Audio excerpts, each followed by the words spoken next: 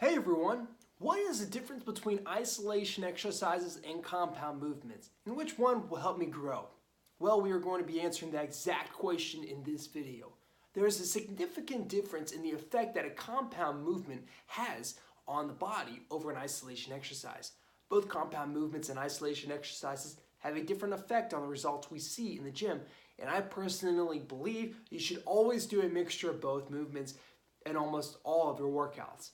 A compound movement is an exercise that engages two or more different joints to fully stimulate entire muscle groups and multiple muscles at the same time.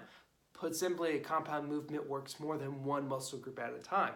A major benefit of using compound movements is the load of stress that they exert throughout the target muscles and neighboring muscles to that target muscle. They really break your muscles down well. An example of a compound movement would be the squat and the deadlift and the bench press if done right. When performing these exercises, the whole body is forced to work together as a whole to complete the movement, producing stress on multiple large muscle groups at one given time. When you put your entire body under this much stress multiple times per workout, you actually benefit from a very large hormone release. Training to full failure of compound movement maximizes the growth hormone and testosterone the body produces in a workout, which in turn is going to increase the rate your muscles can absorb protein and is also going to allow for faster recovery and greater muscle growth. Another reason for utilizing compound movements over isolation exercises is the fact that a compound movement will actually break the muscle down a lot faster, which eliminates the need to include excessive isolation exercises. This could save you time in the gym and maximize the efficiency and time spent in the gym. Compound movements are exercises like chin-ups, push-ups, bent over rows, squats, deadlifts, leg presses. So basically any exercise where you're working more than one major muscle group. For example, when you are squatting, you are using glutes, your quads, your hamstring, and all your core muscles. Another example is when you are doing chin-ups. You are using basically your back muscles, you're using your biceps, and you're also using your forearms as well. As you can logically understand the stress that an exercise like the squat and the chin-up and all other compound movements place on the body, it is a lot more than, let's say, an isolation exercise like the dumbbell curls for your biceps. Compound movements are much harder both on your muscles and your central nervous system, and they do help build muscle faster than what an isolation exercise does. In saying that though, what actually helps you build muscle faster than a compound movement alone is a compound movement with an isolation exercise put together. Now, what an isolation exercise is an exercise in which only one major muscle group is being trained by itself. Typically, the movement is done in such a way where activation of all other muscle groups is avoided. This leaves one muscle group isolated and is forced to do all of the work, placing maximum stress on that individual muscle. I just need to say that really there is no such thing as a full isolation exercise because we all have muscles in our forearms that work when we grip the bar or dumbbell. But as a general consensus, isolation exercises are targeting one major muscle group at a time.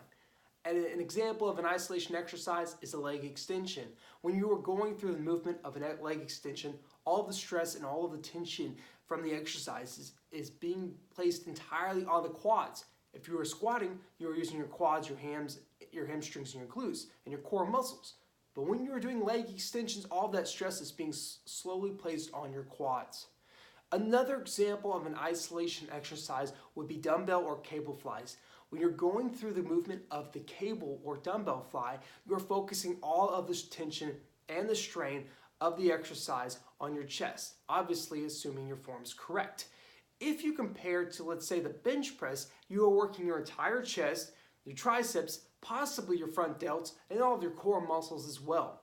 Isolation exercises hit one muscle group at a time, whereas compound movements hit multiple groups all in one movement.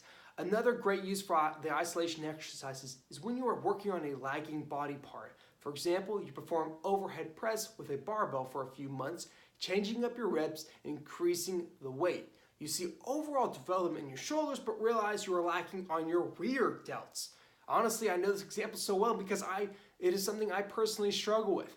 How to work around this is by using isolation exercises to specifically target the muscle to failure, causing more stress and more tears for growth. A good exercise for this would be the reverse flies. Now I'm going to go through what a sample chest workout would look like for me and show you how to effectively incorporate both isolation exercises and compound movements. It is different all the time, but generally when I start a chest workout, I start with either a bench press, incline bench press, or a Smith machine press, or even dumbbell bench press. Because I'm strongest at the start of my workout, which means I can lift a heavier weight, which is going to create more tears in the muscle from the start of the workout. I do around 3 to 5 sets on bench press, including a warm-up, and then I would move to another compound movement like the dumbbell bench press or the Smith machine press. So basically, I would start the workout using 2 different compound movements exercises because I personally like to do them when I am at my strongest, which is at the start of the workout. After I complete my 2 compound movement exercises, I would focus more on some isolation exercises like dumbbell flies or cable flies. Going from a compound movement where you have just completed 6 to 8 sets of training your muscles to full failure, then moving across to an isolation exercise is just going to rip your chest up a little bit more. When I do isolation exercises, this is where I really love to incorporate training techniques like drop sets and supersets, pause reps, hard squeezes when full tension is being placed on the muscle. Because there's no real risk of dropping the weight on top of you and you're placing minimal stress on your joints, and you can really push yourself to your limits and train to full failure when performing isolation exercises.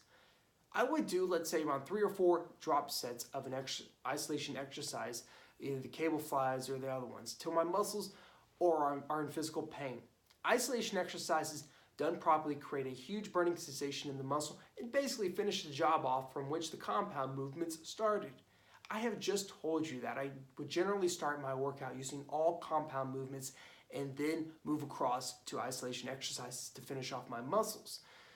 If this plan doesn't work for you, don't be afraid to mix it up. Be creative, and once again, make sure you are training at 100% intensity. It is best not to overcomplicate things when you train. It really is all so simple given that the intensity is there and the work ethic is there. Every workout you ever do should be different from the last. Thanks, guys.